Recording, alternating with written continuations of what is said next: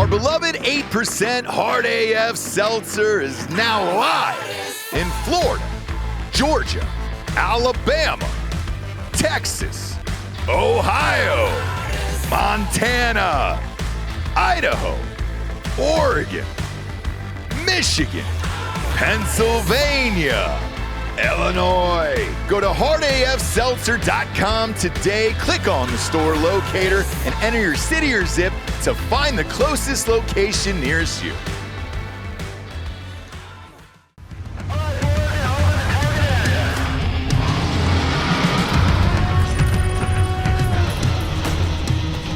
We are gold for energy!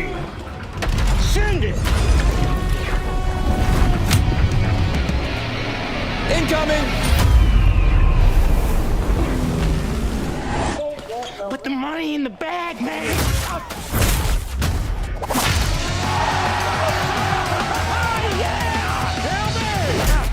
As I said, your paycheck is your thank you. What's going on back there? This is awesome!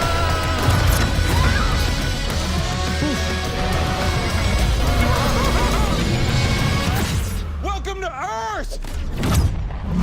No! Who's flying the plane? Get cockpit! Go! God! Black Rifle Energy, dropping near you. Welcome to Drinkin Bros, presented by OmahaSteaks.com. Yeah! Welcome to Drinkin Bros, kids. Are you sure? Guess who's back on the show? About what? The California sober's not sober. I'm sure. Jason Ellis, you liar. You can argue if you want, but you're not sober. You're not in my gang.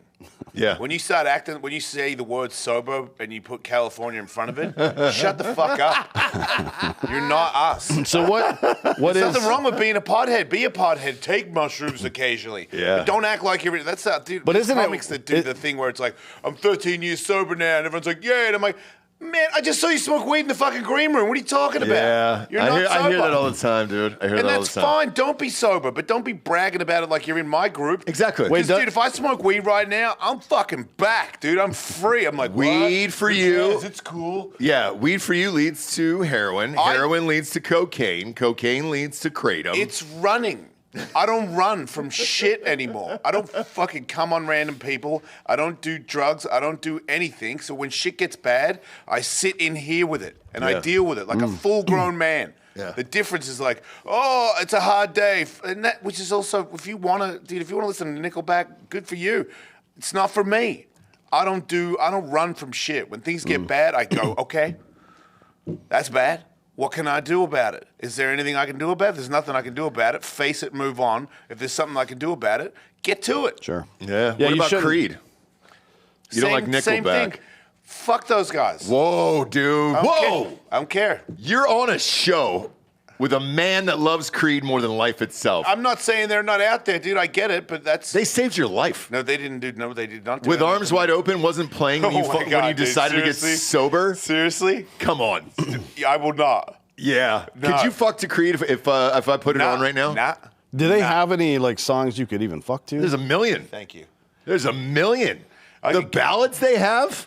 What, just- Oh, my... what are you talking When about? I first heard the news today. That song's about his fucking wife getting pregnant with his daughter. Yeah, guess what? You're fucking. You're No. getting someone pregnant, dude. Nobody's ever told me their story of getting their significant other pregnant or being happy that their daughter or child is coming into the world. And I thought, you know what? I should go fuck right now. Here, boom, right here. My last child. If you've never heard any music and that's the only music you've ever heard, okay. But there's other music out there that you know exists, and you're like, no, Creed. Why?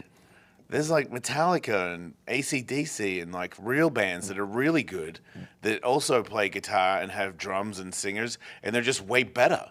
Why are you budgeting yourself? When you leave the studio today and get Like- hit by a bus or a small plane, Yeah. I want you to remember it was because of that statement right there, okay? Good luck with that, dude. And then you know what I'll do? Well, I'll put your face up on the next show underneath it, I'm going to play Creed. When I first heard the news today. And then, boom, it's your face, dude. I'll do a whole with arms wide open tribute. If I was you, or if you did that. Yeah. Bob, can you look up, and see if there's any information on what the optimal beats per minute to a song to fuck to would be? Because I don't think that's it. It's each to their own, isn't it? Yeah, well, no, I don't think there's songs that I can't fuck to. Some people are slow fuckers. Nobody wants to get fast fucked. Maybe occasionally during the session. I've met some hoes. Yeah, that's true. Yeah, the but result that came up immediately was Avicii levels. Really? Well, I don't know what that is. Oh, big fan, dude. I wanted math, and you gave me fucking bullshit. That's a worldwide famous song. Like that, if that comes on, yeah, you're fucking to that. I understand that. R.I.P. Obviously, he's dead. That guy took his life the right way. Who guy? Avicii. Who's that? Took a fucking glass bottle in a hotel room, smashed it on a table, and then just slit his wrist. Man, he's had enough. Yeah, that's sad. He wanted to get out of here. And I don't mind that. I'm getting 60 to 80 beats per minute. Okay. Well, that's in the range. Isn't it more what you want to start fucking? And then when you start fucking, to me, it's like if I'm in a fight or a skateboard contest or whatever, everything is gone once I'm in the zone. I don't hear anything anymore. What's your playlist when you're skating? So it's before I drop in, because when I drop in, I black out. Really? Oh yeah. Okay. So what do you? Same What with do you? fighting. What right before? What do you listen to? Well, I'm older now, but I used to be Metallica all the time. Which album? If you had to pick one. I'm not obviously I'm not a load or a reload guy, but Death Magnetic, I was like, oh wow. I mean, I think my first pro fight, I went out to Death Magnetic. I was like, I like this again, but I'm more, Ride the Lightning, Kill 'Em All, Master of Puppets, all that stuff was where I really. Black Flag is where I thought you lived.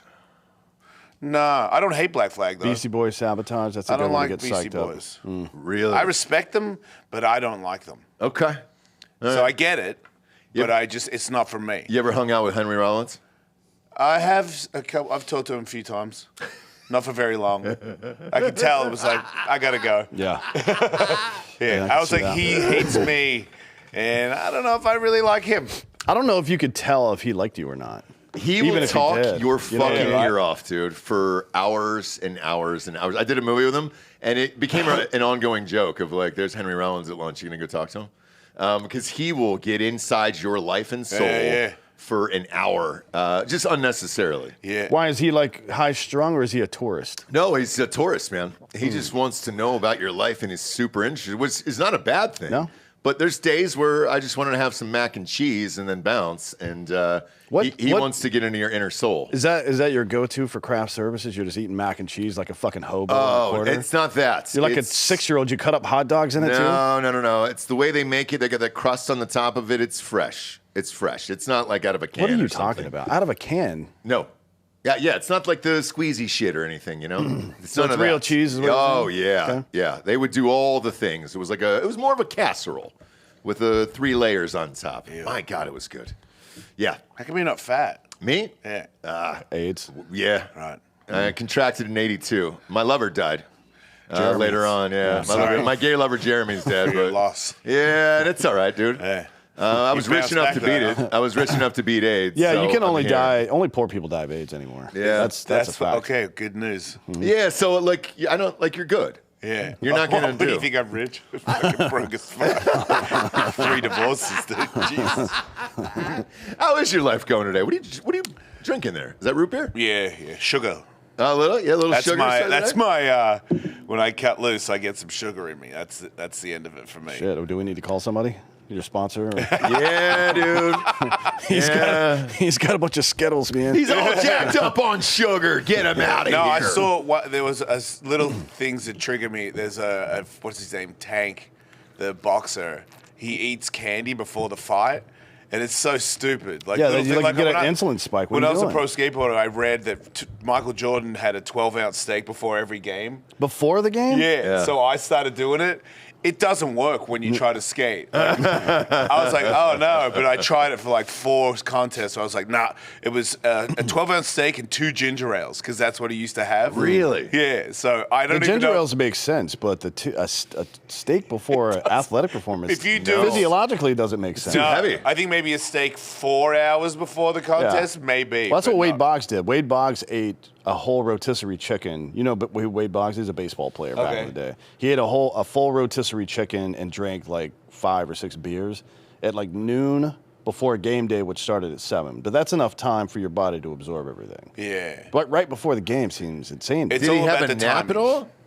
I'm sure he took a nap. Yeah, Okay. probably back at the clubhouse, he took a nap. Yeah. Because then when you go, I don't know if you've ever been, whether regular season or preseason, to a baseball game and gone into the clubhouse, huge fucking spread of food. They call yeah. they call it the spread, and it's Yeah. like tables about this size right here, but straight, and it's about a 50 and 20-foot table depending on the clubhouse, and it's got every kind of food you could possibly imagine: steaks, chicken, everything. It's massive. Yeah, it's wild. It's absolutely massive. And I always wondered how those guys could eat that much and then go play. A lot of guys will go like back into the clubhouse during the game and eat and shit like that too, which is crazy to me. Jesus I mean, if you're Christ. burning a lot, Yeah. you know? 'cause Yeah, but that's- baseball's not a sport you're really burning. It depends on the Some of them position. are. Pitcher Some and of them moving. Pitcher and catcher. you Pitcher are. and Yeah, there you catcher, go. yeah. There's a couple guys that move. Yeah. That's pretty much it. Ever since Hulk Hogan died, by the way, there's been these wild stories that just keep popping up now, and I'm all in, dude. I'm sucked into these reels, and because our phones are listening to us, like I'm going through it, the shit that Andre the Giant would do before those matches was just fucking insane to me. Yeah, but he dude. wasn't doing stuff that was super athletic. He was just big, right? He's not a fast-moving yeah, guy. No. like picking people up for him is like you picking up your 6-year-old. Right. It's not that big a deal. Yeah. So there was a story that was locked in my reels this morning when I woke up where they were getting ready to go to this match. The drive was only an hour and 8 minutes. And he said, stop at the gas station. I need 2 cases of beer. Yeah. And they were like, dude, we're an hour and 8 minutes away from the destination. Like, that's it. And he goes, yeah, I want 2 cases of beer. Yeah. And he drank 48 beers in an hour and 8 minutes and went and wrestled and fucking killed this guy. Yeah, that's not that surprising to me. I mean, it's another day at the office. You don't have to do. It's not critical. No offense to wrestling, but it's not that athletical. You just slam yourself on the ground. You wake up sore, so you drink some more, take a painkiller. It's just a thing you get used to. Like, do you have to be at the highest level? Do your foot have to land in the same spot every time? No. Definitely not in the 80s. Just throw the fucking guy. It's no big deal. Land on your head. No big deal. Yeah. You get used to it. When I was at my prime in skateboarding, I was drunk, doing blow. My program was the most unathletic program at the height of my athleticity. Like I was, after a contest, Coke, all night, whatever comes after that, stay up, sun comes up. Like and sometimes I would fight to not do that before the contest. There were contests where I just wrote 10th on my T-shirt, because if you make top 10, you're still paid. Like, no one's going to drop you if you're top 10 in the world. Right. So I was like, who cares about winning when you can do the blow and get all the hookers? Like you got to prioritize. Like, do I want to win and be lame? Or do I want 10th and to be cool? And at the time, I remember, like, that was an easy decision. Well, obviously, looking back, that was a bad idea. But at the time, I remember thinking, you guys don't get it. Like, I got it figured out. I'm the one who's got it figured out. Yeah, because when you put in the work, I put in the work at the start where I could make 10th in the world easy. Uh-huh. I had a ride that would just get me top 10. Yeah. And then I'd be sailing. I'm in the 10, I smoke a joint, drop in, and be like, if I make it or I don't make it, like if I get 7th, I don't get a raise. I mean, technically, if you did that on the PGA Tour, you would be a 100 millionaire. Right. Because they make a fuck ton of money. Right, and you got to look at it in skateboard terms. I didn't really know what money was. You know, like there was maybe 1 or 2 people that made a lot of money, and the rest of us were, if you made like $6,000 a month, you were flying. Yeah. You know, like I didn't know what taxes were. I didn't have a wife. Like I think I had a room in somebody else's house, so my rent was like $200 a month or something, and I just bought alcohol and like necklaces and sneakers. Like I didn't want a car. I had like some piece of shit car, but I didn't understand that you could get an expensive car.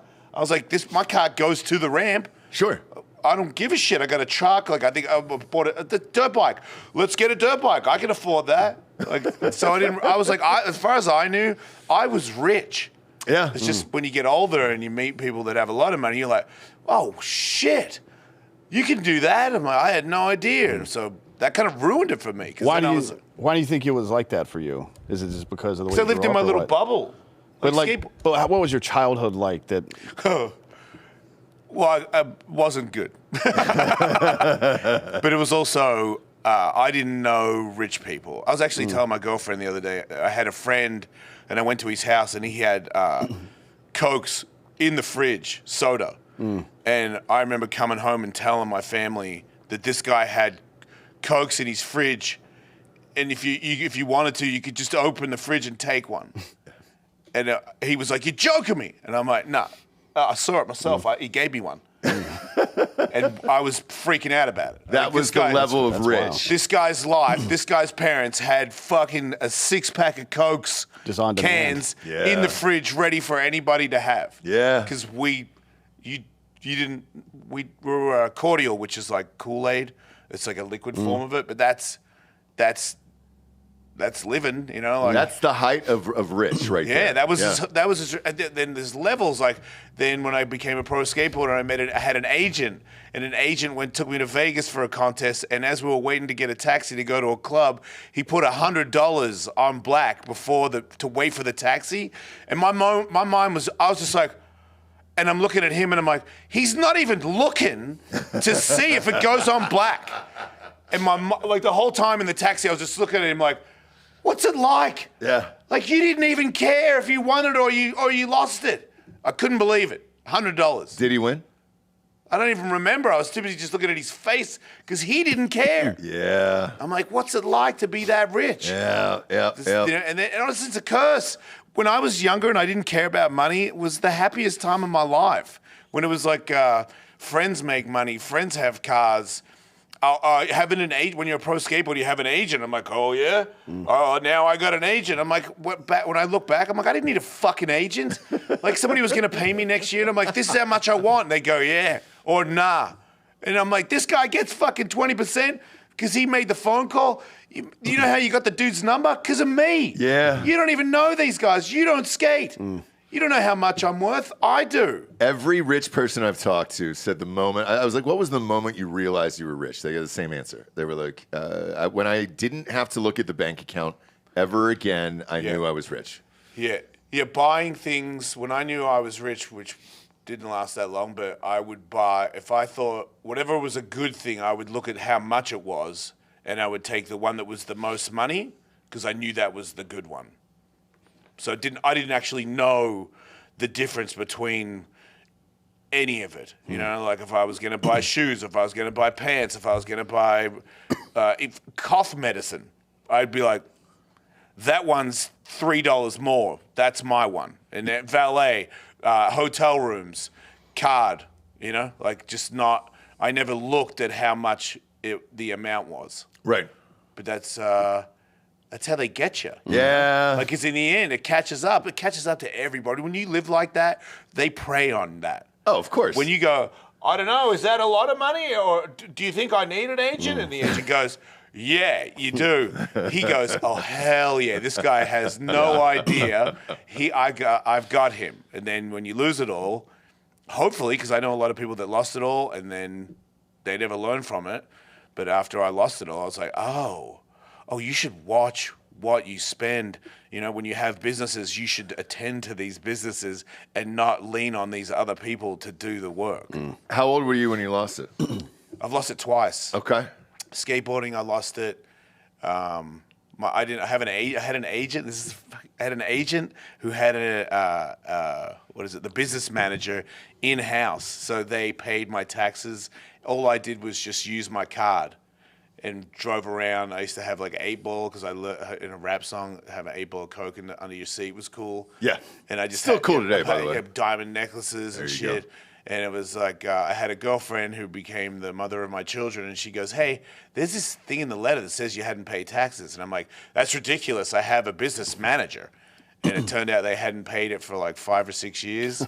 Holy and I had these crazy shit. penalties and all these taxes. The house that I bought, I had to sell the house to pay the taxes. So I lost everything. And that was right when I got into radio. And I moved to LA to be a radio host and started making, I think, like 70 grand a year. But that was it, starting all over again with nothing. I had nothing to show for my skateboard career. That's fucking insane, dude. And then I did it in radio, did the same thing with the ego. Like when skateboarding, I got good at skateboarding, I thought I was hot. And I was like, you know what? It's a little annoying. I should probably talk shit on myself to make me feel like I'm one of the guys. And that made my skateboard career diminish. And then I lost it all. And then in radio, I'm just a shit kicker. I'm happy to be here. The show gets real big. Now I think I'm cool again. Yeah. And I'm like, this guy, who the fuck are you? You've never done anything. I'm like, I talk down to people. I'm a dick. I'm an asshole. I'm a rich asshole. I did it again. Went all in here again. And then I lost that. And I was like, wait, that's your thing. Like when people give you stuff and tell you you're hot, you believe it. You're a fucking gullible moron, dude. Like, wake up. That's why I got sober. No shit. That was the third divorce, losing serious, the podcast not making a bunch of money, me realizing like, I'm doing comedy now and I'm starting all over again. And I'm like, why are you doing this? What is the goal? I never looked at it like that. It was just like, today I'm doing this and I don't know what tomorrow is. I don't know why I'm doing it. Like, it's pretty obvious to me now. It's like, my childhood was not a lot of people paid attention to me. So I'm trying to be cool so people will love me. It's sad. But now that I know that, I don't care if you like me or not anymore. Yeah. I don't care about making money. If you give me money, I'll take it. I'm not a fucking idiot. But if you give me money or if I start selling out shows everywhere, it doesn't make me special. I'm just a dude. Do I love my job? I do. Yeah. So I'm very lucky. So I'm a lot more grounded. I watch my money. When I buy things, I'm like, I have a budget where I'm like, if it's over $100, I don't need it. Like, I don't care. If I could get sneakers that are under $100, I'll consider it. But if they're $350, you can go fuck yourself. Like, they're just sneakers. And old me would never. I'd be like, if they're $350, then they must be good. So all these lessons. Tony Hawk is great with money, though. Because he's not an egotistical maniac. No, he's not. He still thinks he's just a dude. Yeah. He just skates. He just wants to skate. Yep. He cares about his family and his friends. He takes care of me because he knows I've had his back. So he does. Like, I called him I did a comedy show last night, and I have a joke about Tony and how he's older and he sucks. It's funny to me because he's Tony Hawk, and nobody would ever say Tony Hawk sucks. Right. And I say it like hardcore. I'm like, he's a piece of shit. And I go, but he got the video game, and there's this older couple in the crowd, and they're definitely the two odd people in the whole audience. The other comics were kind of pointing him out too. And I go, hey, do you guys know Tony Hawk's pro skater? And they're like, no. And I go, do you guys know who Tony Hawk is? And they were like, no. And I was like, do you know me? And they're like, yeah. I'm like, this is the greatest day of my life. I called Tony Hawk immediately on stage, speakerphone. He's like, hey, man. I'm like, hey, dude. So I'm doing stand-up right now, and there's these two people in the crowd, and they don't know your video game, and they don't know you, but they know me. So how does my ass taste, motherfucker? And he was like, what the fuck, dude? It's like, I thought you needed something. Yeah. Piece of shit. And then but he also understands that I thrive on being a dick to him because I love him, But he texted me back after he hung up because he's such a good sport. He was like, sorry, man, I was busy grandparenting in my mansion. Because he knows I don't have a mansion. Yeah. There's probably a fucking big ass half pipe somewhere in that mansion too, right? He has a concrete skate park in his backyard, and then he has the greatest vert ramp at his company. The greatest vert ramp that's ever been built. They take it on the road. It's $1 million ramp. Holy shit. 80 foot wide, 13 foot high. Jesus It's Christ. the greatest vert ramp that's ever been built. That's nuts, dude. How do you even carry that? You break it down into pieces and put it on the back of a flatbed. A flatbed? It's portable on purpose. Okay. He has another half of one that he takes out on the road, but for contests like Vert Alert in Utah that just happened, he brings that whole ramp to Utah to do the contest. God damn. Dude, that guy, they don't make money. He does it to make vert skating for the people. Yep. Like, hey, everybody, don't forget vert skating. He went to Paris for the Olympics just to talk to the guy from the Olympics to try to get vert skating in the next Olympics. Yeah. Not for him. He ain't in it. He did a gig out in Wilmington, North Carolina when we were there, just to open up this like kids skate park. Yeah. I mean, nothing major. It's probably as big as the studio is, right? And he wants kids to keep skating because they feel like this sport is dying. Yeah. There was a huge hype during X Games and Tony, and then it seems to have dropped off. Skateboarding is dying hard because the big companies that don't skate, that know nothing about skateboarding, have taken the industry, and it's been watered down so much now that there's just people out there that have skateboard companies, and they're not skateboarders. Yeah. So when kids buy skateboards, they have thousands of options instead of the 8 or 9 actual skateboard companies that are owned by skateboarders that have the highest level skateboarder on it. Like, there's guys in Vert now that are skateboarding has never been at this level. There's a guy, Guy Curry, that can do a kickflip body varial 900, and he can do them. He can do them every time.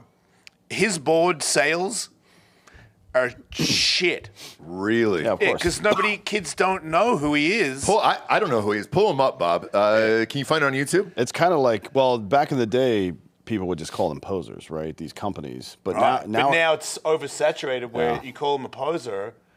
So is everybody else. So are you a poser? It's like having put Hot Topic in charge of dark poetry or something like that. Skateboarding is basically Hot Topic now. It's so gay. Yeah. I mean, it honestly, really is. Like, get your shit there. This is like, there's some things that are kind of sacrosanct if you go into that community, because it was kind of an off the path or rebellious community back in the day, and that was what it was, right? Yeah. It's like what do you call it? Commercial punk.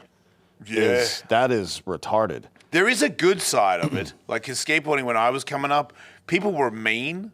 Like, you were picked on when you were coming up, and I get it. It gives you tougher skin. Like, it helped me deal with life later on. People going to pick on me. I'm like, dude, I've heard it all before when I was little. Yeah. So when you're older, you're like, I don't care if you call me names. But now the community, first of all, there's girls now that skate, and they're really good. But they're on the ramp, and then a lot of skateboarders now that are at the highest level, some of them are like 11.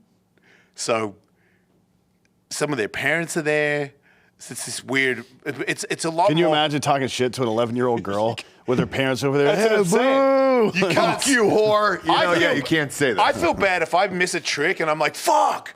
I go, oh, sorry. I mean, dang it. Yeah. Because there's a fucking 11-year-old girl on the deck and her mom's knitting on the couch.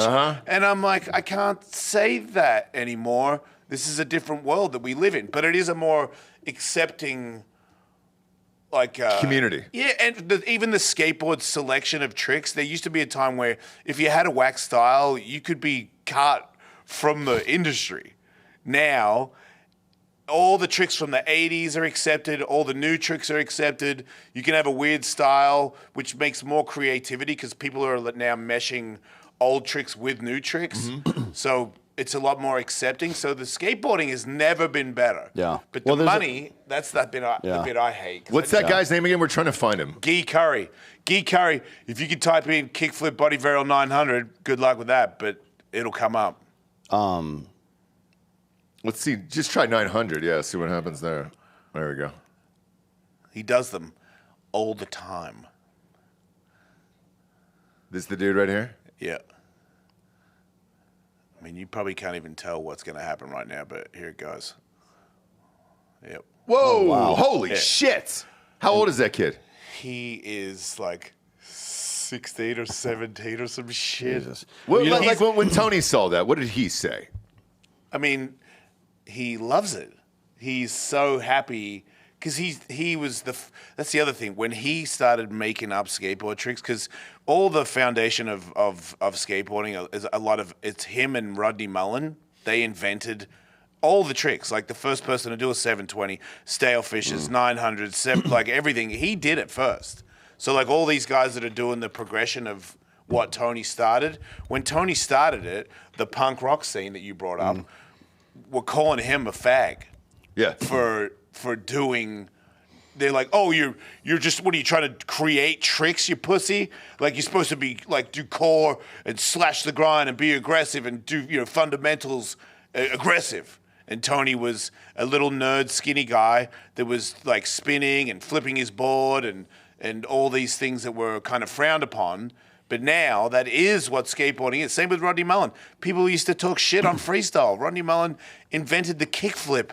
It was called a fucking Ollie Impossible because nobody could make sense of what it was. He invented every street trick that everyone does. Rodney did it in the 80s. And a lot of kids don't even know it. But now those people, they made us. And if you don't know that and you're talking shit, that's the thing. Everyone seems to be so much more accepting of, like, people like me. And I'm like, what? Why? And they're like, because you're Ellis, man. Like, you were in the, you did that. And I'm like, cool, thanks, man. That's cool. Like, little kids are nice to me at skate parks. I think it's because this is my guess in a lot of sports. You and I were talking about UFC before we came on air. There's not the stars, the superstars anymore. And there's no guys with the personalities out there to drive it to the next level. Like, take Nigel Houston, for example. Great skater. Yeah. Nice kid. Yeah. But boring as shit. He's not going to bring me out to because they're watch. hiding. They're hiding their personality. You can't expose the good and bad of your personality because you might lose your Monster sponsorship.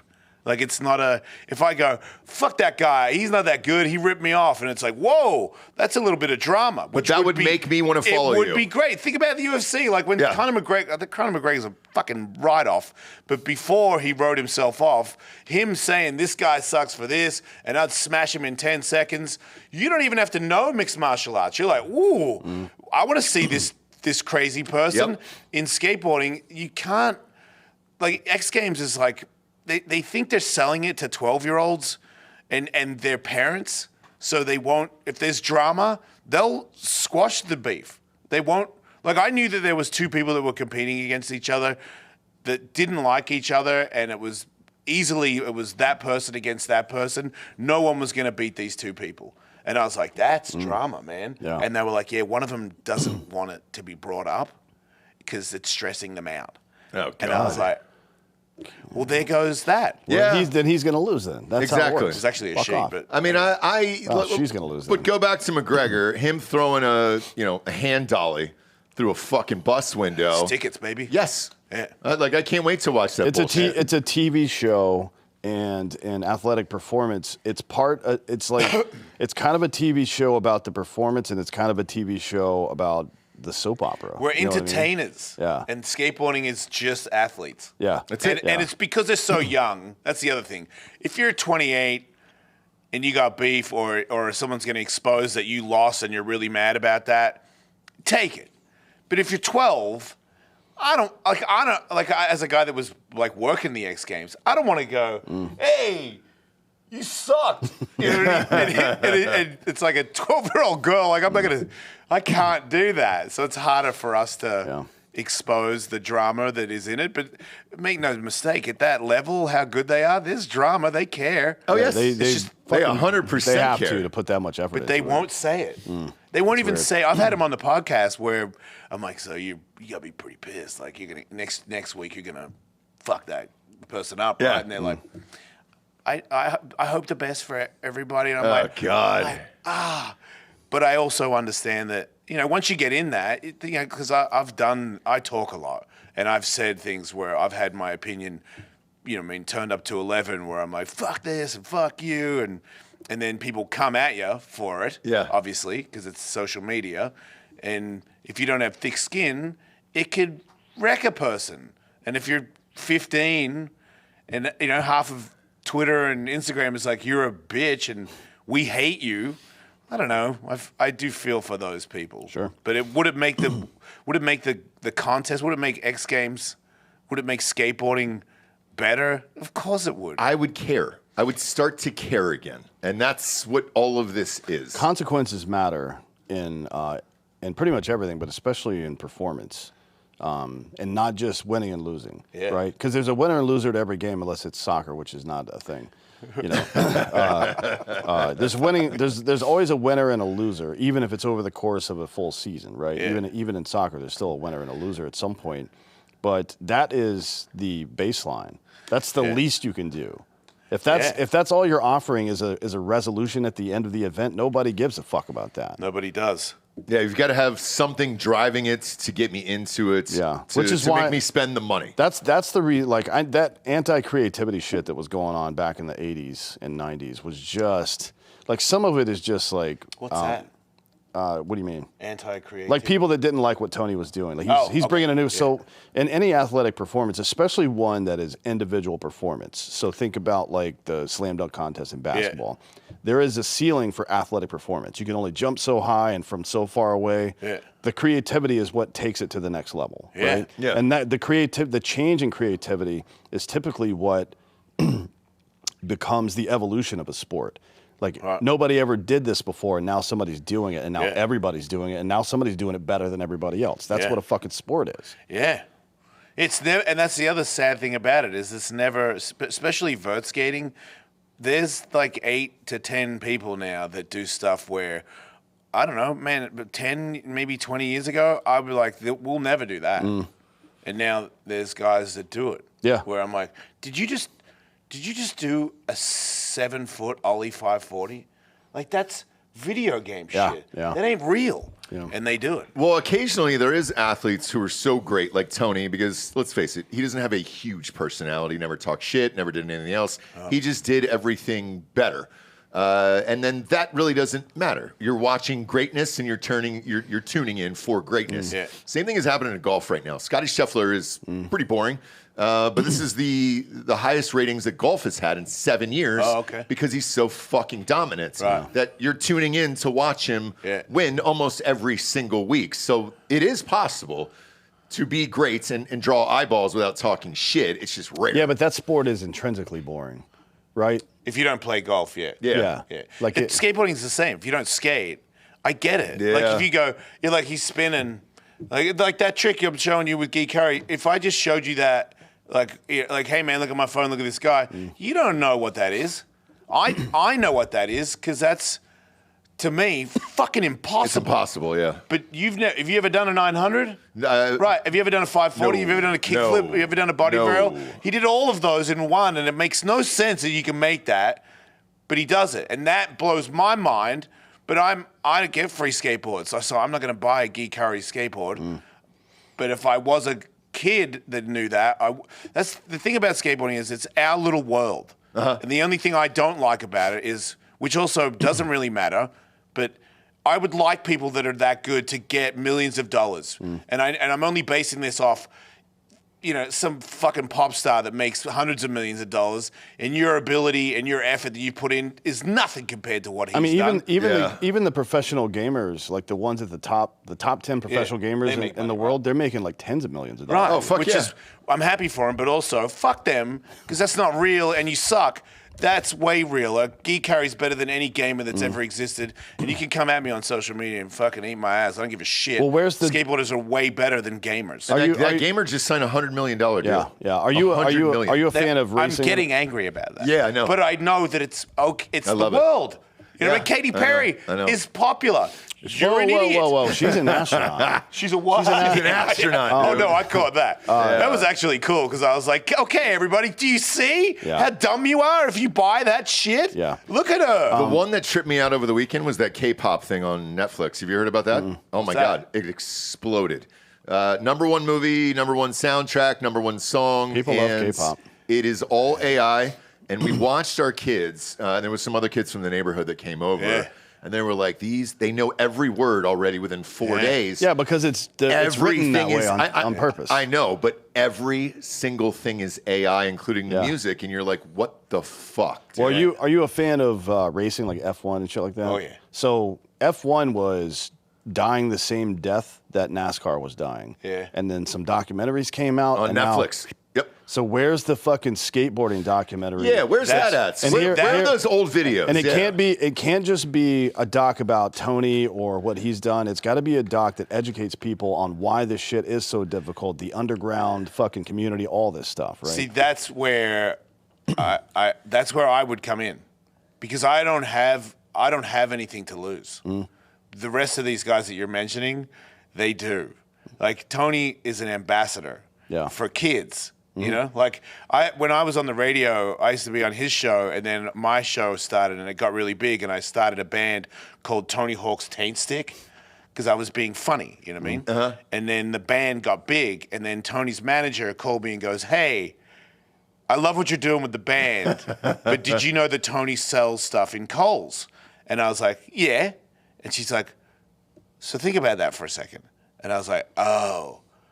So I'll just call the band Taint Stick." And she was like, "That'd be a good idea." Yeah. And it's like, Tony is, when we did the podcast together, he did kind of be more who he is. Because he's not like some nerdy, like, he's a dude. You know, like, why do you think he's friends with me? Like, he's pretty loose, dude. Like, he's a good dude, and he's wild. He's sometimes. a great dude. Everybody that's in those sports, like Trav is like that too. Personia's one of the craziest motherfuckers I've ever met in my life. Right, there's certain things you've seen Travis do that you shouldn't show on social media. No, but he's also the nicest guy ever. And so's Tony. They're both very similar. Great parents, great fucking spouses, all that stuff. Right. But they're a little fucked in the head. Okay. Well, how else? Why? When you do what those two do, you can't be not fucked in the head. Yeah. Like, they're crazy. Well, you're gonna either start that way or get that way, right? That guy broke his femur 2 years ago. I saw the bone come out of the side of his leg, and that dude started skating like 3 weeks later, and then because he skated, the bone came off. So it was not attached, and he was still skating with me like 3 days a week. And when he'd fall, he could barely get up. And then I'd watch him go behind the ramp, put the skateboard there, and he'd sit down and look at it. And I'm like, what is he thinking? I'm like, is he thinking about quitting? I know his wife was stressed about it. Like, he's like, he doesn't want to do like something irresponsible. He's got a family, but he is a skateboarder, and he lives for it he loves it more than any other human. That's why he's that good. But then I'm like, I think he's done. And then like 5 minutes later, I see him up on the deck behind me, and I'm like, people don't, like, you think people are tough, like UFC guys are tough. I know UFC fighters. Tony Hawk is tougher than almost every UFC fighter I've ever met, because he skated that day. He did a backside boneless, which is a trick where you stand on 1 foot on the coping and jump back in. He got an X-ray the next day, and his leg, the bone was not attached, and he stood on it. On a backside boneless. He made a skateboard trick with his leg bone floating in his leg. And then and he had another surgery, got it put back on, and now he skates. And I saw him a video this morning where he learned a new trick. Dude's 56. Yeah. He learned a new trick that no one's ever done before. Yeah, I don't know how, like, there's something, maybe their bodies are just, because, dude. It's your will, dude. Yeah. It's your will. It's your will. Yeah, well, so that's the thing. So physiologically speaking, we think that the mind is stronger than the body. Oh, hell yeah. To some degree, that's true. What actually happens is your mind triggers chemical responses in the body, right? Like you're capable of doing that. So now, if you are in pain right now, I am. If you can meditate and anticipate relief from pain, your brain literally produces analgesics like Tylenol that'll go through your bloodstream. Yeah. Same thing with hot or cold. Like you can do that. It's a matter of will. But when we say will, that's kind of a catch-all for using the power of your brain to stimulate chemistry in your brain. That's what really happens, right? Yeah, that's how I live every day. Like, I wake up and I can barely walk. I was telling my girlfriend I did something to my hip recently where now if I walk for 5 minutes, my hip doesn't want to really move right now. I'll skate tomorrow when I get back to LA. I'll skate. I don't give a shit if I walk or not. I'll go to the gym. I'll beat up 28-year-olds. My shoulders are real sore the next day from punching people in the face. I don't care. Like, I know that when that ends, I end. So, and it's also like, take some pain meds. I'm like, I don't need pain meds. Like, would it make it easier? Yeah, but I like it. Like, it's sick. I don't love it, but I like waking up in the morning going, man, I can barely move. And then I loosen up, have a coffee, I move around the backyard, start shadow boxing, and then 15 minutes later, I don't feel that much pain. And I'm all right for a little bit. I'll go lift some weights. Like, does lifting weights hurt? Fuck yeah, it does. Like, I'm not what I was. But you can you can push it. You just gotta. The thing I notice is you don't take a big break. Like if you can take the pain every day, you get used to that pain. If you take it like, oh man, like if I get hurt bad and I'm out for like a month or two and then I go back, it's a that's process, when you're like, oh shit. Have you tried any of the peptides like BPC? I'm on them right now. I just started. My girlfriend's friend. What's the company? She back there? No, she left you. What is it? Clear peptides. Okay. I never did them. Right? Yeah. I'm testosterone replacement. I have been for a long time. Yeah. Clear peptides I started 4 days ago. So CJC 1295 and BPC 157. Yeah. That should be one you're on for sure. Yeah. First day, I'm like, my face feels hot, and I'm like, man. And then I went to the gym and I pedaled 6 miles. I don't like cardio. Like I'll get cardio in the gym boxing. But you feel that runner's high. Dude. Again, and then, for the first time since you were a I was kid, like, I'll do a probably. few more reps. And Yeah. I'm like, what is happening? And then I asked my girlfriend, can you Google if is it instantaneous or am I doing a placebo thing where I'm like, I'm on peptides, let's go. But I feel it instantly. When I put it in my belly, I'm like, I feel my face rushing and I'm like, here we fucking go, dude. And Really? having dude, and having the, I'm tired. I'm 53. I'm tired. Like when I wake up, I do stand up late. I get up in the morning. I go to the gym because that's the other thing. Comedians, they'll sleep in. I don't. I'm an athlete still, a washed up one, but I think I am. And I'm a comedian. So comedians like they smoke weed, they hang out late. I do the comedy. I go home. I wake up in the morning. I train. When I wake up in the morning, I'm like, oh, I don't really want to. And then I go with these peptides. As soon as, dude, it's like 15 minutes after I get it in there. No shit. What do you, I'm like, what do is you it take? daily? It's 3 things. Do you know what they are? AOD something. What else? BPC 157 and then I forget the other one. Okay. And do you take them daily? It's Every AOD, morning. Every morning. It's AOD 9604. Is it a shot? Is it a needle? Yeah. Just Okay. into Little prick in your tummy fat. Sub-Q, yeah. You should. So there's another one called MOTS, MOTS-C. Hey, can you hear this? MOT.C. I used to be against like people on TikTok like, ooh, methylene blue. And I'm like, you guys are fucking pussies, man. Like, just get up and go. Now that I did that, like, it makes it easier. Like, I like easier. I like being motivated. Well, like, there's a complement to BPC 157 called CJC 1295, and you can get them compounded together. And BPC helps restore and heal, and the 1295 helps cellular regeneration. Yeah. And then once or 2 times a year, I'll go on like a 6 to 8 week cycle of something called MOTS-C. I'll tell you after the show. Yeah. But it helps your body start producing new cells, new stem cells and shit again. oh, wow. Right. I've had stem cells twice, too. Yeah, I went yeah. to Columbia and got bioaccelerator. Yeah, I know those. Yeah, they're changed. buddies of mine. I'm going there probably. I have to go twice, so probably November and then December, back to back. Why twice? But for TBI, like there's one that has to be done twice, and it's 4 to 6 weeks apart. I don't remember which one it is. Yeah, they put a needle into the middle of my back to pass the blood-brain barrier, and stem cells go directly into my brain. What? Whoa. Brain stem cells? I definitely need that. Yeah. I could tell just by looking at you. Yeah. I've had like 40 concussions. Yeah. How big's the needle? Who cares? I've had a spinal tap before. I don't give a Oh, shit. fuck, dude. Yeah, I hate needles. the first time, so my CSF after one of my concussions was 25% too high, cerebral spinal fluid. So they pulled a quarter of it out. Shit. But the first time he put the needle in, it went right into the bone. Oh. And my buddy Steven, we were team leaders in the same squad together. We were both sergeants at the time. And he's just sitting over in the corner of the room tittering, laughing at my pain. I'm like, I'm going to fucking kill everybody. Yeah. Yeah, it's pretty gross. Like when they had them in my knees. Yeah. When But I it first is what got- it is. When I first got there, I see the big needle and I go, so when are you using the numbing needle? And they go, oh, we don't numb it. There's no point, There's no point. be This goes honest. straight in behind Yeah. your kneecap. And I was like, I really don't want to do this. But I am also, all the people that told me, Chuck Liddell was the person who referred me. Yeah. Chuck's got really fucking fixed up down. Right, and I know him. That's the thing. Like, it's not a fake TikTok. It's like I know you. I know how fucked up you were, and now you're not.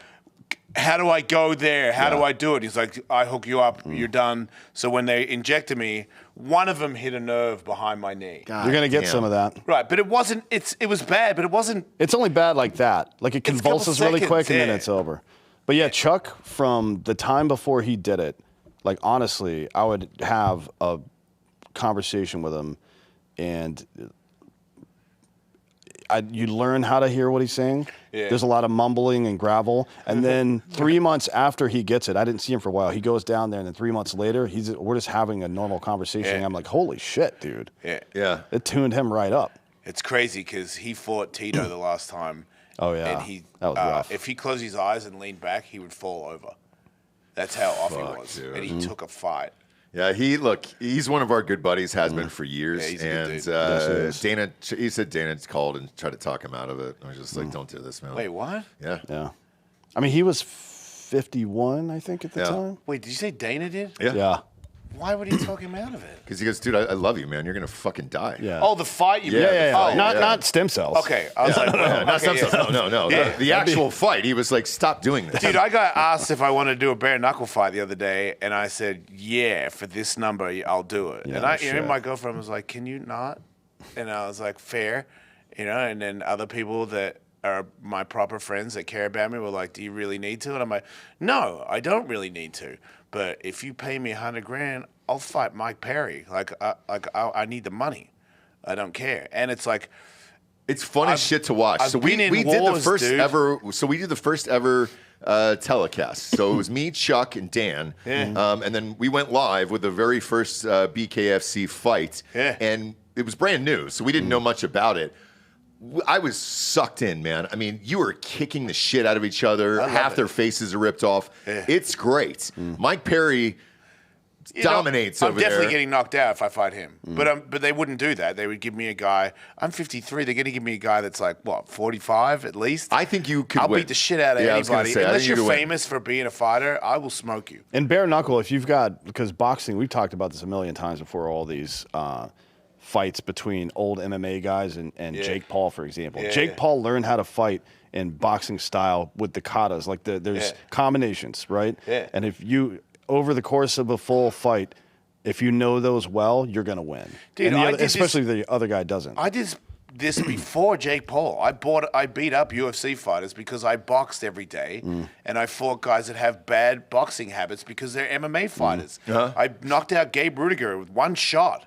I went the distance with Kyle Kingsbury, who was like fucking 40 pounds heavier than me. Like, because they have this Muay Thai thing. They put their hands out, like they're open, their elbows are out. They don't stand sideways because they're getting ready to sprawl. They have all these MMA habits that are terrible in a boxing fight. So it's not that crazy. Like, I think it's pretty obvious how Jake Paul's getting away with all this stuff. But it's just like, fight a boxer. I love the talk of he's talking of real fighters. So right now, who are his weight, which I'm like, can we? Because I just want it to just end. one. Yeah, I just want it to be over. The one right now that they said they're close to signing the deal is Anthony Joshua. I don't believe that. I hope it's true. But if it does happen, because I haven't bought his fights, that I will buy, and I respect the guy for his hustle. You know what I mean? And you can say, oh man, these guys are like MMA fighters, they're has-beens. Would you fight Nate Diaz? Because if you, I'd like to see you actually do it. Because I don't believe, well, people say they'll take a fight, but they won't. Would I fight that guy? Like, not for free. Yeah, that's a war. I'm going to get some brain damage from that. That guy is not to be played with. Yeah, and he fought him and beat him. So you got to give him credit. Yeah. But if you fight Anthony Joshua, dude, he's going to beat the shit out of you. What does Jake weigh in? Usually at 205, right? Well, he's like he a beefed 225. up. Yeah, I was going to say. But he walks beefed around up there. Yeah. Yeah, he beefed up to 225 for the Tyson fight. So that would be Anthony Joshua. There's no fucking it's heavyweights doing that. It's heavyweights. It's a boxer. That's a boxer. That guy was in the Olympics. If you actually want to become a champion and move up and do this for real, eventually you got to take a fight because he's getting in his 30s now, where it's like it's time. So either you're serious about this or this is all a fucking circus. What about he gives Anthony Joshua $100 million to go the distance? I know I shouldn't say that. No, you can. I can tell you. You know He can't land. If Anthony Joshua was trained and is serious, it's over in one round, dude. Yeah, I mean, it's a difference between like probably somewhere between 15 and 20 years of muscle memory versus like 5. Yeah. Right? It's not even close. So I'll tell you something now that it's over, because my buddy did the contract. Do you remember the Tommy Fury fights against Ngannou? Yeah. When Ngannou knocked him yeah. down? He got, in that contract, he got an extra $1 million per round. So Tommy was letting this go, and that's how he got caught with that shot. 'Cause he was fucking around, and that was the deal. It was like, hey, man, if you stretch this fight out, each round is worth $1 more million. How much do you want this? I really don't like boxing when I hear that. Well, it's the Saudis. Also, by the way, it was the Saudis, and so also on that that Saudi card, they flew over $1 million apiece. Celebrities: Mike Tyson, Eminem, Justin Bieber, somebody else. Everybody got $1 million, a private jet. They flew to the fights, sat ringside to make it seem like it was a big deal over there, and then they got the fuck out of there. All they had to do is go to one dinner the night before, go to the fights, and then they were gone. Dude, have some respect for yourself. You know? Like, fuck the money. Like, can we all just come together and be a fucking man and be like, especially those guys, you already got money. If you get that $1 million, what is that? What is it, a car payment? Like, shut the fuck up. Yeah. Say no. You know, if you're Fury, knock him the fuck out and be like, screw your extra money. I'm not dealing with you bitches. Like, I'm doing the real thing. I don't. To him, though, he was like, dude, I'm fighting this UFC guy. Who gives a shit? I get it. It's business. I can jostle around with him for... Francis Ngannou is a fucking monster, though. He is a monster. Like, you can't take any liberties there. You just got to put him down. If you're Tyson Fury, I see his ego where he's like, this guy can't touch me. Right. If I was Tyson Fury, I would think that too. But if you don't train, that's the difference, dude. If you train for a fight, because I've trained for a fight where I was like, this is going to be easy. And then I've trained for a fight where I was like, this guy's going to kill me if I don't come in shape. Those two people, if they fought each other, the guy that trained because he thought he was going to die would have mauled the other guy. And I trained. Like, I was at the gym every day. But when the fights that meant the most to me where I was like, you're doing the sprints, you know, and you got this haunting in your soul of like, when I'm sprinting and I'm getting tired and I'm like, the guy that I'm fighting, would he stop sprinting right now? Yeah. Because if he doesn't stop, then when I'm tired, he's going to punch me in the brains and my arms aren't going to be gassed up enough to protect.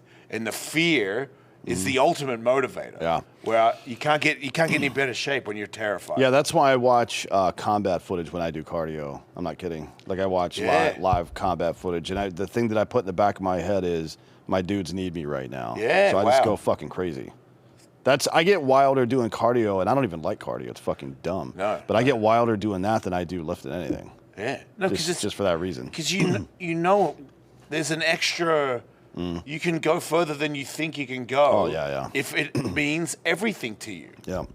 Yeah, but not getting tuned up, MMA fighter, whatever the fuck. Like, if it's Ben Askren, I get it, because he's a wrestler, right? Yeah. Francis Ngannou before he was even a fighter, he was a goddamn monster. You can't do that. But the next fight, did you see what happened? You get knocked out in 30 seconds. Joshua beat the shit out of him. So violently that his leg bent back in half, and I mean, it was unconscious. Yeah, but that's the way the first fight should have gone. It should have, but you know what I mean? because of that contract. One guy is a very talented and career boxer, and the other guy is just kind of a freestyle fighter of some He's not even a good boxer. Like, in MMA, he's not good with his hands. He also has this thing, this is the hardest thing about boxing. When you fight a guy that's unorthodox and throws punches from spots that aren't boxing, you can go to block and not have your hand in the right spot, and they sneak in because he throws he does a weird, like, wide uppercut that looks like it might actually be like a hook because they come from so low and then they come up high or they come underneath. They're very unorthodox. You can see them coming, but when a guy throws that hard that many times, and he's fast for how big he is, you miss one and the next one comes up because you leaned over too much. Like, that's how he catches people. I've been hit by people that aren't good at boxing because I'm I'm doing my boxing parries, and there's a punch that I see that he's throwing it, but instead of coming up here, it like comes up here and misses my elbow and comes up in here, and then the next one's some flying like brawl overhand right where I'm like, I'm here and it goes over the top of my head or it catches in the back of my head because they're not watching where they're landing. They're just whipping shit at your head. What happens when it's all over and you can't do any of this shit anymore? Oh, well, do you have a plan? Yeah, Do you still want to live anymore? It's a fair question. I don't read, so I like reading. I might read books. If I do comedy, if I do bad, I don't go to hospital. So that I can do forever. That's kind of my plan. But if things go well and I make enough money, it's a weird thing to say, and people think I'm joking, but I would like to kill pedophiles. Like I would like to find. Oh my God, that's people his dream. That's his dream. That's what I would, if I could do that, like some sort of shitty Batman, but just for pedophiles, where I like have a place where I can take them and torture them and shit. Uh-huh. That's what I would like to do before I die. Because if I die in the heat of that, that's a good way to go for me. I think about the Ozzy Osbourne thing a lot, where we got to hang out with him and his family for the day and watch him perform, and this was during the farewell tour, and mind you, it was 2018. Yeah, so was he might have thought it was over then. Well, she wanted it to be over. He did not, but because he had the same drive as you did, where he lived to perform. That was his favorite thing in the world, and that was my biggest takeaway from that day, is that he lived to perform. Even this last concert, they set this up in a way that it was just like, hey, dude, we're going to set you up so you can do one more right before you die and then leave. You can find a way to keep going. Like, even if it's at a lower level, if you're in your little zone, it's like if 1 million people care about what I'm doing, that's great. If nobody cares about what I'm doing, no offense to everybody, but fuck you. Like, I'm pushing myself, and if I make it to like 70 or 80 and pushing it is, I don't know, sparring some like older guy, not that hard, and he's taking it easy on me, but I'm fighting my ass off, or I skate some little bowl that's only 4 foot high because my legs can't get me to 13 foot anymore, but I scratch a grind when I'm 80. Like, honestly, if I fall and die when I'm older skateboarding, I don't want to die, but if I die, I'd like it to be in the bowl. Yeah, man, something I love, That'd be sweet. Or racing cars. Okay. Hit the wall, boom, like he died doing what he loved. Yeah. That's how I would want to go. I think that's fucking awesome. Or I've got a critical illness, and then I get to be back on drugs. That's the other option. Well, it's like, hey, man, you got brain cancer. Just ride it out. Like, okay, well, I'm going to call my kids, my wife, and be like, look, I love you, right? I got a couple months. If you want to come see me, play video games with me, come on over. But I'm going to be high. I'm going to be shit-faced most of the time. That would be also not that bad. Yeah. Sorry. I can't deny it. Because I hear the spirit inside of you, and it's just like, you're not going to give any of this shit up. And I just wondered if it all got taken away, if you'd even want to live anymore. No, you're right. And I have thought of that because I have faced that. Skateboarding, I had to face it, dude. Like, there was a time there it was like, your body can't keep up. Yeah. It's over. What are you going to do? And at that time, when I was retiring, I didn't know how to live a life without it. So to me, I did die. Like, I was like, you're not a pro skateboarder anymore. You're nothing. And it's like, you're not nothing, dude. Like, you're still a dad. Like, it's not the most, it's not everything, but I definitely looked at it for a little bit where I was like, there's no point being here anymore. But then there's like, you can ride a dirt bike, dude. There's like things you can do where it's not this everybody else cares, but you can, ride a horse. Like, I'm into horses now. I hang out with the horse, like, when I'm back home every morning or every chance I get, I go see my horse. Riding him, hanging out with him, I never thought that I'd be that guy. But I love that shit, and if I die riding a horse, that's also a cool way to go. Okay. Yeah, because my wife and I were watching the Tony Hawk doc the night it came out on HBO. Till the wheels come off? Yes. Yeah. And the first opening 5 minutes of that were so painful to watch that I turn to her and I go, God damn it, why the fuck is he still doing this? That's funny because when that doc got made, I saw his family look at him like, what are you doing? You know, and first time I've ever seen it where I'm like, Tony loves skateboarding, let him skate. But I'm like, if you're his wife and he's potentially hitting his head again and he might not, you know, because when you get to like 56 and you hit your head from falling 6 foot above a 13-foot high vert ramp, that's not a concussion like a punch in the face, dude. That's because I've been knocked out getting hit and I've been knocked out skating Tonys. When I get knocked out skating Tonys, I'm gone for like, you know, 10, 15 minutes. When someone's gone for 10, 15 minutes and you're there and they wake up, you're like, hey, man, are you okay? And if they go, yeah, you're like, okay, good. But you're still watching them. Yeah. Because you're like, dude, just so you know, like I would never say this to them, but you look dead. Yeah. You know, like it looked like your face went white. You don't look right. I can tell you're not really you yet. Like, because the last time I got knocked out at Tony's, that was a life-changing like thing that happened to me. Yeah, we chatted about it last time you were on the show, and that, by the way, that's why I bring it up again now because, you know, as we all get older, we're all searching for that one thing that's going to make us happy later on in life. Obviously, doing podcasts you could do forever. Yeah. You know, radio, stand up, all that other shit. I'll tell you a story because I did stand up for a long time. I did it for about 8 years. And I think I was 18 years old. I started at 16, and I was 18 years old. And my buddies and I would go, and I would win everywhere I went, right? Open mics and all that other shit. We take the money, we go buy booze. The one night I lost was to a 76-year-old man who had just a pristine, precise, just clear set. I mean, just annihilated me. And I was like, holy fucking shit. So I know that that's possible, at least. Yeah. So, yeah, stand-up could last for a very long time. Yeah, till you die. Yeah, and I just got housed by a 76-year-old man who told these horrific grandpa jokes that just slayed. I mean, I was dying laughing. Dying fucking laughing, and I couldn't believe it at 76 years old. Yeah. And it was in the middle of, like, fucking nowhere, Ohio at that point. And I was like, holy shit, dude. If you can get beat by a 76-year-old in the middle of nowhere in Ohio, like, it's possible. I mean, we're not talking about a running race, dude. We're talking about stand-up comedy. If his 100%. If his mouth works, he can tag you. Yeah. So at least you still got something. Yeah, I got lots of things. Tons, Helping people, man. That's yeah. like the other thing. Now that the ego's kind of been crushed, I just, like, if I can help people, like my podcast, I changed my podcast where I just do it by myself, and I just talk about the mental struggles that I've gone through and how I've got to where I am now, where I'm very happy with, I don't need money or fame or any of that stuff. And it used to be a very important thing to me to have people out there that I don't know act like they care about me. And now I don't give a shit about that.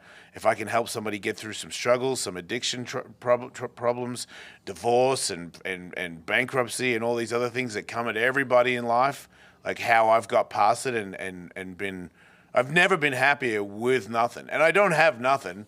I don't need, like, it used to be like if I did something good, I got a raise, I sold some tickets, I did a trick that I haven't done, the little highs that I have to keep getting. Now I'm like, if I wake up in the morning, I'm a good guy, I can look in the mirror, you can count on me. Maybe I call my kids, I hang out with my girlfriend. I'm happy, man. Like, I love my life with nothing. And my whole life, I've never felt that way. And it's from the work. It's from being sober and doing the work. What's the work? Every day I work on it. I think about what am I grateful for, and what are the things that I'm doing in my life that I can to help other people. You know, what can I do that's positive in this life before I go? Am I doing all these things every day? Am I doing all these things? If something's annoying me, something's bothering me, why? You know, because it used to be like if something bothered me, I'd be like, fucking, roll a joint, I'll be all right, or go skate. I'm like, no, really. What is bothering you right now? What was it? And I'll sit there and I'll figure it out. That's the difference between responding, which is what a man does, and reacting, which is what a child does. Yeah. Wow. Because I've been a child my whole life. Yeah. Skateboarding has helped that. Yeah. You know, where you can just pretend you're a fucking kid. Yeah. Because you're in a world of kids. But a lot of people do that regardless of their profession. Yeah. The guy that we had on in this time slot last week, actually, spoke about that quite a bit. The damaged little boy that we carry into adulthood. Dude, that's me. You know what I mean? That's all of us. To some degree, every dude that's out there is facing that issue, and whether or not you decide to deal with it is up to you. But the earlier you do, the better off your life's going to be. Because people deny it. Like when I try to help people, the biggest one to me is like, oh, I would love to, but the thing is, and I'm like, I'll give you 2 more chances. You know, I'll tell you what you should do, and if you go, oh, cool, but the thing is, you say it 3 times, that's you, dude. That's like what you want. Yeah. Like I tried, but I can't do it anymore. You got to get up off your ass and pull the fucking trigger. I'm not perfect. I'm making mistakes. What are the mistakes I'm making? Fucking get up and fix them, dude. Yeah. Like, I mean, so the thing that, just like with any other skill, repetition is what matters. Yeah. You know? Like, how did we get good at anything? You know, like, how does somebody get good at racing cars? Like, because he thought about it for 20 minutes? No, you do it every day, all day. Yeah. What you're talking about with the gratefulness is something that Adler calls positive reframing, right? Yeah, okay. So it's like, here are the challenges of my day. Here are how I can take these challenges and turn them into a positive thing. They're gifts. Like, it's difficult to raise children, I imagine. Yeah. But that's not a bad thing. No. You know what I mean? It's difficult. That was the first time I grew up at all. Was my being daughter. responsible for somebody other than yourself. Yeah. Because I've always had that. That's the other thing I've realized. Like, I am a good guy deep down. But I've been running my whole life where I take shit for granted. I take my friends and family for granted. But there was when my daughter was born, I was like, oh, you need to get your shit together. Yeah. You need to be ready to help her. Yeah, it changes your eye level from yourself to other people, which is a really important thing. You know, the word narcissistic comes from this old fable about a man named Narcissus who was so in love with his own reflection that he stared into the pond to see it until he turned into a fucking flower, right? Turned into a tulip or some shit. That's where it comes from. So No way. Yeah. So this I say this all the time, but every meaningful thing you do in life will be in the service of other people, whether it's your family or your community or somebody else. And this is just biology. Maybe in some other universe somewhere, it makes sense physiologically for whatever life form exists to only care about themselves. Maybe that's the truth. But for most life forms on Earth, that's not the truth. Very, very little isolation happens here and throughout the upper mammalian evolution to include apes and chimps, and then us, obviously. It's all been about community. We build all of this shit to protect ourselves from the elements, from foreign invaders, from animal, whatever the fuck, right? Yeah. This is why we exist. So if you even think about that for 10 goddamn minutes, and you still arrive at, well, I've got to take care of me first, then you're fucked. Yeah, that's a problem. Yeah. That's the other thing. I'm always reminding myself of it. I'm always praying, and I don't pray for me. I pray for, can I be useful to others all day? Not because you drift off. You get caught up in shit. You know, if argument or social media or some bullshit. Next thing you know, you're like, me. What's happening to me? And you're like, hey, remember what you're here to do? That's why it's good to have anchors. Like you put your feet on the board at a certain position so you know where they are, right? Yeah. You put your fucking pinky on the fucking fretboard of a guitar, or not on the fretboard, but on the pick guard of a guitar so you know exactly where your fingers are so you can pluck those strings. We do the same thing in life. You know what I mean? You have to be anchored.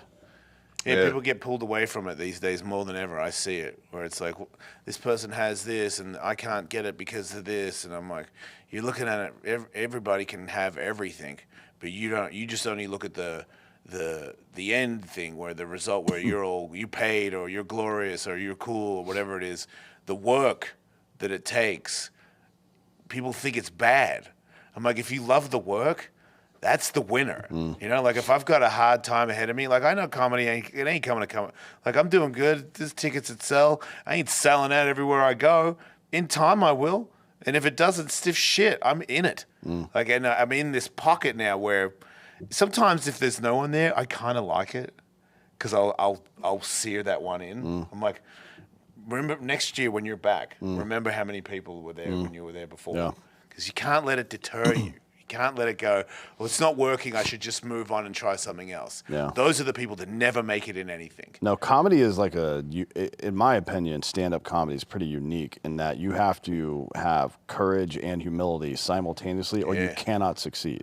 Like, you've got to have the courage to stand up in front of strangers and say shit that might make the entire room evaporate. All the energy that is sucked out of it, right? But then you have to have the confidence to be like, fuck that, I'm going to do it again tomorrow. And do it 130 to 150 times in 1 year to produce an hour-long special. Man, the best one I ever heard is I bombed one night and someone goes, do you know that Macdonald, when he would do well, he would just go home. When he would bomb, he would immediately go out before all the crowd left and shake everybody's hand on their way out, and thank them for being there because they didn't like him. Oh, and that's I was great. like, when I heard that, I was like, I'm looking at it the wrong way. Like, embrace it, you know? Yeah. Like, instead of going, oh man, what was it that I did? Or I can't believe I sucked, you know, like, and just immediately going out there and going, so you hated my show. Have a good night. And I'm like, that guy's brain, he had it figured out. Yeah. He's one of the best. Yeah. He's one of the best. That might have something to do with it. Sometimes he would bomb on purpose too, though. But like in a funny way. He did it at the ESPYs that year. Remember that? Not the ESPYs. It was a roast. It was Bob Saget's roast. Yes. That's for the birds. Yeah, he just did it on purpose. And everybody knew he was going to do it too, obviously. And he just kept going. Yeah. That's a level. and over. That's like I don't even know what you can compare that to be honest. Like any other performer or athlete or something. He is something else. Yeah. Like nobody's, never will be Macdonald. I agree. Making like a full room feel awkward while all your best friends are laughing their asses off seems like probably the pinnacle for him. It only seemed like he was doing jokes for him and maybe 5 of his buddies, and then that was about Which it. is fucking so gangster. I've told this story before, but back in like 2013, 14, I was living in Oakland. I worked in San Francisco. I went to Cobb's Comedy Club and saw him and Todd Barry and a couple other guys. There's a couple local dicks. They're funny. Todd Barry's hilarious, just deadpan all the time. And then Norm comes out, and it's San Francisco, right at the upswing, the beginning of the upswing of all the trans stuff. And he does an hour of trans material, talking shit to everybody. And I'm just sitting there, like, looking around. I'm like, this dude doesn't give a fuck. No. Holy shit. It was one of the best stand-up, it's probably 45 minutes to an hour. Yeah. Best I've ever seen. Yeah. Just because, like, he was forcing people who vehemently disagreed with what he said to laugh about this subject. I was like, Which this is brilliant. This is art. Yeah. You don't get any better than this. Get people to understand, like, don't be so fucking dramatic, you know, like. That's what I said to my gay lover Jeremy right before he died. Yeah, I was like, God damn it, man. He was So really upset dramatic. with Nancy Reagan for not, supporting all the AIDS. So she was talking about drugs, and nobody gave a fuck about that. I was like, dude, AIDS, man. It just die already. Like, stop being dramatic about it, Jeremy. Just fucking die. R.I.P. Now's the point in the show we get to the Drinkin' Bro of the week, which is someone who has inspired you or helped you become the person you are today. Who'd you like to give the Drinkin' Bro of the week to? Somebody that's inspired me? Yeah.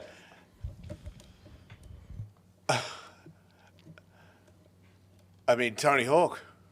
I think you gave it to Tony Hawk last time, I mean, dude. he's still the biggest inspiration of my life. Ken Block, there you go. There you go, Ken Block. R.I.P. That was a fucking weird death, man. Yeah, it's very unfortunate. I got a text from Jared. Jared was the one who hit me up, and I was like, what? I mean, fuck, did we just seen him a couple weeks before that, too? Yeah. And I couldn't believe it. I was like, what the fuck? I hung out with his family the other day. I was in Lake Powell with Lucy and the kids, and they're just the best kids, so grounded, so together. So really, maybe even Lucy Block, because, I think about Ken and like him watching over it and seeing what Lucy's doing, and what she's doing is, it's fucking inspirational, man, because she's a mom. I mean, she has a boyfriend, Terry, who's a really good guy too, who's doing, man, he is a legend as well. Like, he's making her life easier, and they're just, one kid's riding horses, the other one's racing around the globe, and the other guy's racing cars as well, and they're flying and taking care of him and teaching him and making him clean up and cook and change wheels, and like they're just constantly helping these kids become great adults while, struggling through their own, they both lost their loved ones. And it's like they both have really hard stories, and they're both happy, very helpful, loving people. And it's like when I watched them in Lake Powell, it was very inspirational to see them not just survive, but like excel. You know, and I was like, people should take notes of people like this because bad things happen to people, man. But like, you let it get to you, you know, because a lot of people dwell on it. Or it's like, oh, you know, my divorce. Or, you know, somebody I hung out with yesterday she just kept mentioning her ex. And I was like, I don't know you that well, but like, you got to move on. You know, like your next sentence should not involve that person. Right. It should be like, today is all we've got. Tomorrow doesn't exist.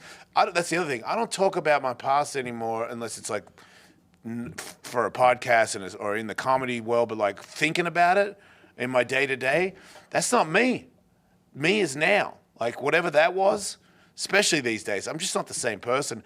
I don't stand for the same shit. I'm not into the same shit. I don't hang out with the same people. I have done the biggest 180 out of anybody I've ever met in my life. Like I just don't, like people on social media, oh, you're hanging out with these guys. And I'm like, yeah.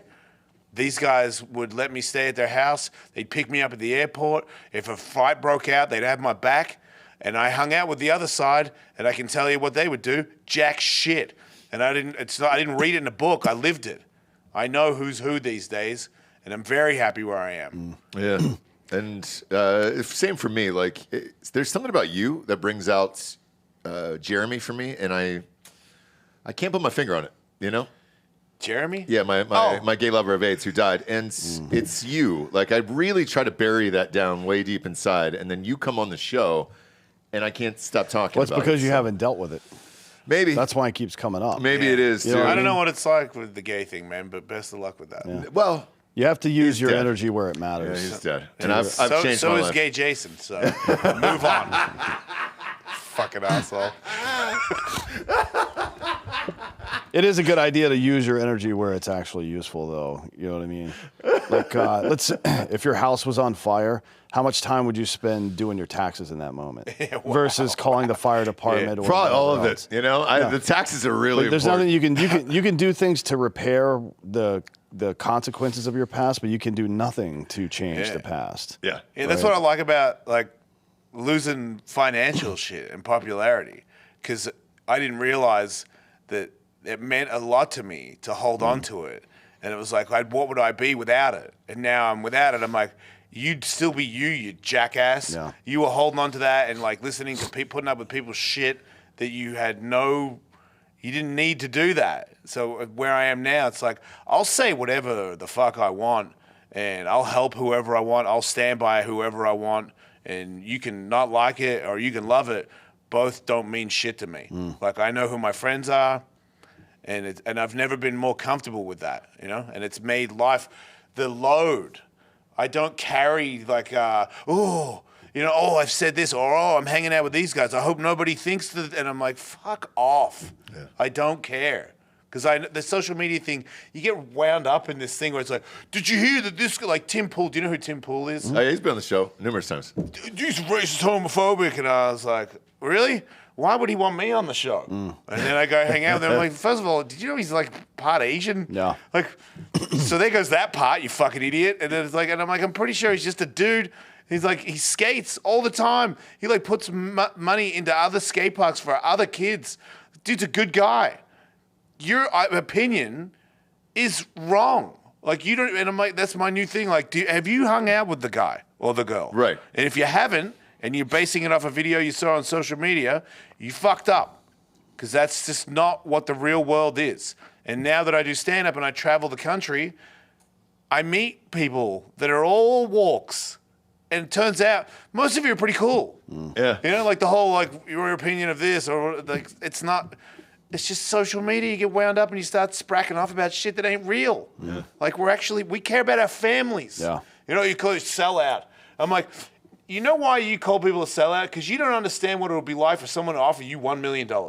Like, I don't like Skechers shoes. If Skechers shoes offered me $1 million, I'd be like, you know what good shoes are? Skechers. Shape-ups. Because my kids would be set. Yeah. I don't care about the fucking shoe, you idiot. It's like my family is set, and that's why people work and do things where it's like it helps their family because we care about our families. God. We're all very similar. I'd pay to see you skate in a pair of Skechers Shape-Ups. Yeah, pay $1 million, and it's not, and that's after taxes, motherfucker. Dude, it's always a blast having you on. Tell everybody where they can find you. So my stand-up comedy tickets and tour dates, thejasonellis.com. Same as my clothing line that's on there, Wolf Knives. The Jason Ellis Show is changing to Ellis 2.0. That's available on where all podcasts are available. And then my Patreon, where I do 3 shows a week, patreon.com/Ellis, where the Jason Ellis Show lives and will stay for the rest of time. That's awesome. That's awesome, dude. It's always a blast having you. Yeah, I love you guys, man. That's why I was coming to Texas. I was like, hey, man, can I be on the show? I love you guys. Fuck yeah, dude. Anytime. You get a standing invite. We love you, brother. Appreciate it. Appreciate you guys for tuning in. Go to Spotify, rate the show a 5-star, and leave a quick review. Video deal is kicked in. This will be on Spotify and video. Then head on over to iTunes, rate the show a 5-star, and leave a quick review. For D'Anthony Hollaway, Jason Ellis, I'm Ross Patterson. This is the Drinkin' Bros Podcast. Good night, everyone.